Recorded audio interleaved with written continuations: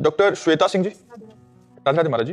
महाराज जी, मैं एक दंत चिकित्सक हूं और आपकी प्रेरणा से भजन मार्ग पे चल रही हूँ। महाराज जी, भौतिक एवं अलौकिक जीवन दोनों भविष्य की चिंता रहती है। महाराज जी, बहुत ज्यादा चिंता रहती है कि ये भी बन जाए और आगे का भी बन जाए। ऐसे में महाराज जी, भगवान के आश्रित होइए तो निश्चिंत हो जाएंगे।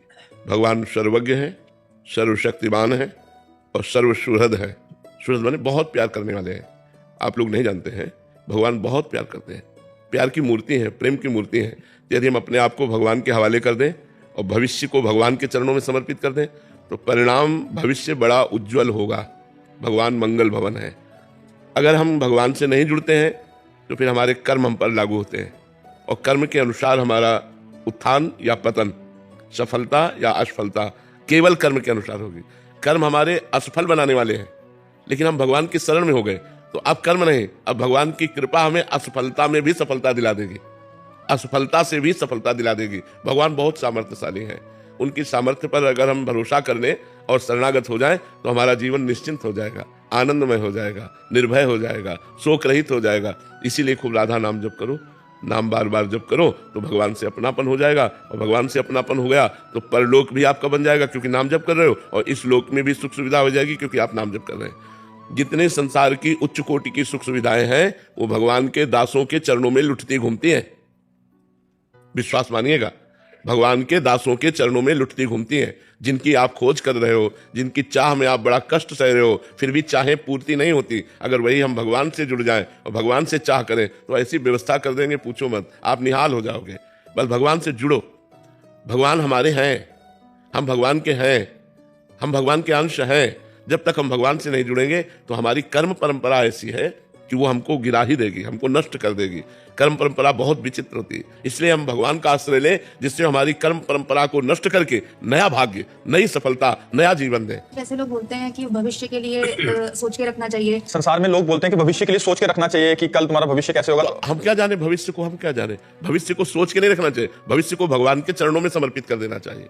भगवान के चरणों की शरण में हो जाओ, आनंद ही आनंद रहेगा। जो हमारे पाप कर्म है वही हमें दुख देते हैं, वही हमें असफलता देते हैं, वही हमें पराजित करते हैं। यदि भगवान के नाम जब से पाप नष्ट हो जाए तो सर्व मंगल हो जाए, एक आनंद की धारा बह पड़े, हृदय का आनंदित हो जाए, क्योंकि हम भगवान से जुड़े हुए हैं। जीव भगवान से न जुड़ करके अन्य लोगों का सहारा लेकर के धोखा खाता है, लेकिन भगवान संकट पर सहयोग करते हैं। ऐसे खाते पीते खेल रहे हो कोई बात नहीं, लेकिन जहां संकट पड़ा तो भगवान कृपा करके उस जीव को बचा लेते हैं, जीव को संभाल लेते हैं। इसलिए हम कहते हैं राधा राधा जपो, भगवान की शरण में हो और भविष्य की चिंता मत करो। भविष्य को भगवान के चरणों में समर्पित कर दो। भविष्य तुम्हारा बहुत मंगलमय होगा क्योंकि भगवान मंगल भवन अमंगल हारी, अमंगल का नाश करने वाले मंगल भवन है, उनकी शरण में हो जाओ। कपिल जी। राधे राधे। महाराज जी, आपका भी ये प्रश्न है कि मन में किसी और व्यक्ति का चिंतन आने पे से क्या भजन दान पुण्य ना चाहते हुए उस व्यक्ति को समर्पित हो जाता है? नहीं, जैसे भावना है कि नहीं, जब तक हम संकल्प नहीं करेंगे तब तक नहीं। जैसे हम कहते तुम्हें 5,000 रुपये हमने दिया, पहुंच गया क्या, हमें बैंक से ट्रांसफर करना पड़ेगा। ऐसे ही किसी को अपना दान पुण्य जो भी भजन है वो संकल्प करना पड़ेगा। संकल्प करके जब हम देते हैं और भगवान को, तब वो भगवान के द्वारा उस जीव के पास पहुंचता है, चाहे जिसके पास पहुंचना। डायरेक्ट हम किसी को नहीं दे सकते। अपने पुत्र को भी देना है तो पहले भगवान को, फिर वो पुत्र को पहुंचेगा। ऐसे सिस्टम है, पहले बैंक में और बैंक से सरकारी हिसाब से फिर पुत्र के नाम आ जाएगा। ऐसे पहले हमारी बैंक भगवान कृष्णार्पणमस्तु, जो भी भजन साधन है वो भगवान को अर्पित करो और फिर भगवान से निवेदन करो, संकल्प करो कि उस जीव को ये भजन मिल जाए तो उस जीव को मिल जाएगा। ऐसे नहीं जाता कि हमने सोच लिया हमारा चला गया। ऐसा महाराज जी, किसी को आशीर्वाद और श्राप लागू नहीं हो जाता, जैसे जाओ तुम्हारे पुत्र हो, जाओ तुम्हारे। इतनी सामर्थ्य तो होनी चाहिए, ऐसे जाओ जाओ कहने से थोड़ी होता है। ये जो कहते रहते हैं ना जाओ जाओ, ये सब ड्रामा है, ये सब ड्रामा है, इससे कुछ नहीं होता है। ये सब नाटक है, ड्रामा है। जिनके अंदर सामर्थ्य होती है वो ऐसे रहते हैं। एक बार छू ले तो उसके जीवन का परिवर्तन हो जाए, एक बार जिसको छू ले तो उसके जीवन का परिवर्तन हो जाए, एक बार जिस पर कृपा दृष्टि कर दी उसका जीवन परिवर्तित हो गया। देख लिया, करुणा दृष्टि से हो गया। ऐसी सेवा की, ऐसी दैन्यता प्रकट की, ऐसा अपनापन प्रकट किया तो भाव में एकदम करुणा आई और उन्होंने करुणा से भजन करते समय चिंतन कर लिया, पहुंच गया, उसके जीवन का उत्थान शुरू हो गया। शिखा सिंह जी, अहमदाबाद से। राधे राधे। राधे राधे महाराज जी। महाराज जी, पुरुषार्थ चतुष्टय धर्म अर्थ काम मोक्ष में धर्म क्या है और हम अपने धर्म के बारे में कैसे जानें? हाँ, धर्म वो है जिसे शास्त्र आज्ञा करता है करो, और जिसे शास्त्र आज्ञा कहता ना करो उसे अधर्म कहते हैं। ऐसे ही हमारे प्रत्येक शरीर के संबंधियों से धर्म है। भाई है तो हम बहन है, हमारा क्या धर्म है। माँ है तो हम पुत्री है, हमारा क्या धर्म है। पुत्र है तो हम माँ है, हमारा क्या धर्म है। समाज है तो हमारा इसके प्रति क्या धर्म है। तो शास्त्र आज्ञा के अनुसार, इसीलिए शास्त्र स्वाध्याय करना चाहिए, क्योंकि हमें पता तो चले कि शास्त्र क्या आज्ञा करता है। अगर शास्त्र स्वाध्याय हम करेंगे और संतों का संग करेंगे, संतों की वाणी सुनेंगे, तो हमको पता चल जाएगा क्या धर्म है और क्या अधर्म है। जिसे कहा जाता है करो वो धर्म है, और जिसे कहा जाता है ये ना करो उसे अधर्म है। वैसे प्रायः लोगों को पता होता है, प्रायः, पर अंदर की बात जो ना मानने के कारण वो गलत आचरण कर देते हैं। नहीं तो जहां हम अधर्म करना चाहेंगे तो हमारे अंदर की एक आवाज आएगी, आप देखना अंदर से यार ये गलत है, पर बहुत धीमी आवाज होती है, उसे अंतर्मुख से सुन सकते हैं। अगर उसे मान लो तो पाप होगा ही नहीं, लेकिन हम लोग उनकी अंदर की बात ना मानकर मन की बात मान लेते हैं, और मन के अनुसार जब करते हैं तो पाप बन जाता है। तो जो शास्त्र और संत आज्ञा करें वो धर्म, और जो शास्त्र और संत निषेध करें वो अधर्म। उदित भटनागर जी, दिल्ली से। राधे राधे महाराज जी। राधे राधे महाराज जी। महाराज जी, मैं एक प्रशासनिक अधिकारी हूं और कई बार दफ्तर की परिस्थितियों के कारण कुछ कर्मचारियों की सेवा समाप्त करनी पड़ती है। ऐसा करते समय उनका दुख, उनका डर, उनका भविष्य मेरे मन को गहरी चोट पहुंचाता है। कई बार हमें दोषी भी मानते हैं वो, जबकि बहुत सी बातें हमारे हाथ में नहीं होती, हम केवल एक माध्यम भर होते हैं। पूरी कोशिश करने के बावजूद जब किसी की नौकरी नहीं बचा पाते तो मन अंदर से टूट जाता है, कई दिनों तक वो बात अंदर से खाती रहती है। महाराज जी, ऐसे में महाराज जी इसमें ध्यान ये देना कर्तव्य क्या है? इसमें ध्यान ये देना है कि हम जिसकी नौकरी हटा रहे हैं, बर्खास्त कर रहे हैं, वो अपराधी है कि नहीं इस योग्य। महाराज जी, कई बार ना पॉलिटिक्स इतनी होती है कि हम एक माध्यम बना दिया जाता है, बोला जाता है कि इनको हटा दो। नहीं, ऐसा तो गलत है, क्योंकि किसी के जीवन निर्वाह के लिए जो नौकरी मिली हुई है उसका पूरा परिवार उसके साथ जुड़ा हुआ है।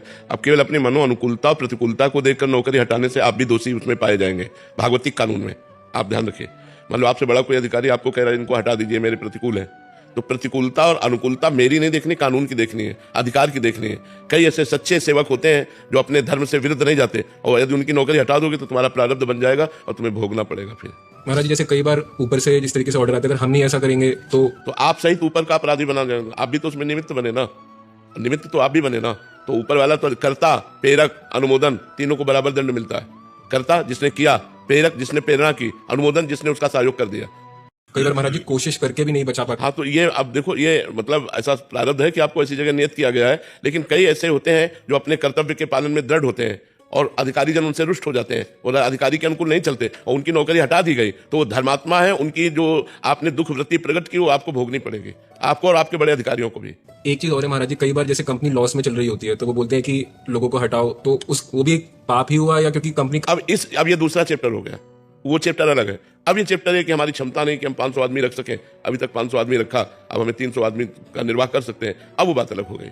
ये चीज अलग है और वो चीज अलग है कि हमारी अनुकूलता प्रतिकूलता को देख करके हम श्रेष्ठ अधिकारी के हमारे अनुकूल नहीं चलता, हम उसको हटा दिया, ऐसा नहीं है। या वो धर्म से युक्त चलता है, हमारी बात नहीं मानता है, तो ऐसे वो एक अलग चैप्टर हो गया। और ये अलग चैप्टर हो गया कि हमारी कंपनी की क्षमता इस समय 300 आदमी रखने की है, हम 500 नहीं रख सकते, वो बात अलग हो गई, वो एक अलग बात हो गई। महाराज जी, अगर वो दोषी है वास्तविकता में, फिर वो रो रहा है, गा रहा है, तो फिर अगर हम कुछ उसके कानून के अधिकारानुसार उनको दंड देते हैं और उसकी नौकरी चले जाती है, फिर भी तो एक बार चांस हम देने की कोशिश करते हैं।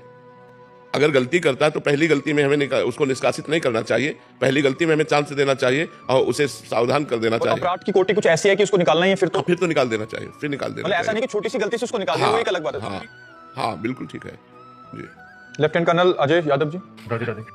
राधे राधे महाराज जी। महाराज जी, आप कह रहे हैं कि पूरी सर्विस मतलब ज्यादातर फील्ड में जहां लड़ाई का क्षेत्र होता है वहां बिता दी, और महाराज जी फिर क्या हुआ, धीरे धीरे हम ऐसा करते गए तो पीछे सब छूटता गया, परिवार आदि, और आज ऐसा स्थिति है कि अकेले में ही आनंद आने लग गया और अकेले ही रह गया हूं। अभी कोई नहीं है, बट भजन में लगने का प्रयास कर रहे हैं, बट फिर भी मन भटकता है, या तो चित्त पूरा लग जाए एक साइड। मतलब अभी कह रहे हैं कि कोई ऐसा नहीं है कि जहां परिवार का और केवल अकेले रहने में ही आनंद आने लग गया। प्रश्न है, हाँ, बहुत सुंदर, ठीक है। भगवान जैसे चलावे वैसे चलना चाहिए, लेकिन नाम जप अंदर से बराबर चलना चाहिए। जो मन भटकता है उसको रोकिए, उसको बार बार नाम में लाइए। क्यों भटका रहे हो, समय क्यों नष्ट कर रहे हो, उसे भगवान में लगाइए। वीर बहादुर हो तुम, हमारे राष्ट्र के रक्षक हो, तो आपके ऊपर भगवान की तो विशेष कृपा है कि आपने अपना जीवन देश के लिए समर्पित किया। ये जो राष्ट्र के आर्मी के जवान हैं, या चाहे नेवी के हों, चाहे वायुसेना के हों, ये सब हमारे लिए बंदनीय है, क्योंकि अपने परिवार का मोह छोड़कर, परिवार की सुख सुविधा छोड़कर राष्ट्र के लिए हर जगह छाती चौड़ी किए हुए खड़े हैं कि चाहे जहां से गोली आवे इसकी कोई परवाह नहीं है, चाहे जहां खड़ा कर दिया जाए, चाहे बर्फ में खड़ा कर दिया जाए, इनको कोई परवाह नहीं है। राष्ट्र सेवा के लिए तत्पर है, तो आप राष्ट्र सेवा में तत्पर रहे और खूब नाम जप करते रहें। चिंता न करें, भगवान के आप निजी पार्षद हैं, आपके ऊपर भगवान की विशेष कृपा है, क्योंकि आप देश रक्षा के लिए जीवन व्यतीत किया है, अपने सुख के लिए नहीं। अपने सुख के लिए तो व्यापार नौकरी और भी की जा सकती है, लेकिन राष्ट्र रक्षा के लिए आपने अपने जीवन को समर्पित किया है। पहला धन्यवाद तो आपको इस बात का है, और दूसरा ये कि आप अकेलापन महसूस करते हुए इसे भगवान के साथ जोड़ना चाहते हैं, ये तो और परम धन्य की बात है। आप नाम जप कीजिए, और मन का स्वभाव है संसार की तरफ जाना, उसको हटा हटा करके नाम में लगाइए, उबिएगा नहीं, तो आपके दोनों काम बन जाएंगे, लोक और परलोक दोनों बन जाएगा। आप निश्चिंत रहिए। डॉक्टर बाला साहेब कुमावत जी, राधे राधे महाराज जी। महाराज जी, आप कह रहे हैं कि आप एक नशा मुक्ति केंद्र चलाते हैं और पिछले 32 वर्षों से सेवा कर रहे हैं और हजारों परिवारों को टूटने से बचाया बहुत है, सुंदर, ऐसे करके। बहुत। महाराज जी ये कह रहे हैं कि सेवा पथ पर चलते हुए कई बार मन गहरे अकेलेपन से घिर जाता है, समाज के प्रतिष्ठित लोग भी साथ नहीं देते, कभी मन टूट जाता है, आंखें भर आती हैं। उस समय महाराज जी मतलब टूटे हुए मन को कैसे महाराज जी भगवान से जोड़ो भगवान से जोड़ो। सर्व सामर्थ्यशाली भगवान से यदि मन को जोड़ लिया जाए